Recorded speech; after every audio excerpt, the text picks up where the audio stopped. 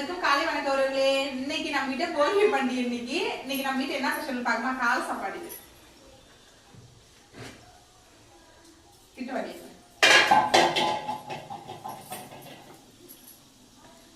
பஞ்சு மாதிரி இட்லி வருவங்களே, சூடான இட்லி.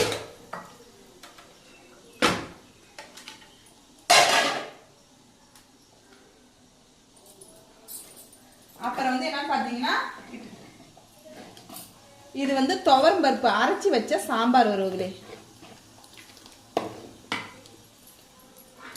இந்த துவரம் பருப்பு அரைச்சி வச்ச சாம்பார் இது நான் எப்படி வச்சேன்னு பாத்தீங்கன்னா, துவரம் பருப்பு வந்து ஊற வச்சு ஒரு அரை மணி நேரம் ஊற வச்சு அதுல வந்து பூண்டு பட்டை மிளகாய் போட்டு அரைச்சி நம்ம எடுத்து வச்சுக்கிட்டு வெங்காயம் தக்காளி பச்சை மிளகாய் 2 போட்டு அப்படியே வதக்கி எல்லாம் எண்ணெய் கடுகு இது எல்லாத்தையுமே வெங்காய தக்காளி எல்லாம் நல்லா வதக்கி விட்டு நம்ம அரைச்சி வச்சிருக்கிறத வந்து நம்ம எடுத்து இது வானல்ல ஊற்றி நல்லா தண்ணி திட்டமா கரைச்சா நமக்கு வந்து கிண்ட கட்டியா வருவதில்லை. கொஞ்சம் கொஞ்சம் தண்ணியாட்டம் வச்சா நம்ம வந்து, ஏன்னா இது துவரம் அரைச்சி தானே நம்ம வைக்கிறோம், கொஞ்சம் தண்ணியாட்டம் அப்பதான் திட்டமா வரும், கொஞ்சம் தடுப்பா.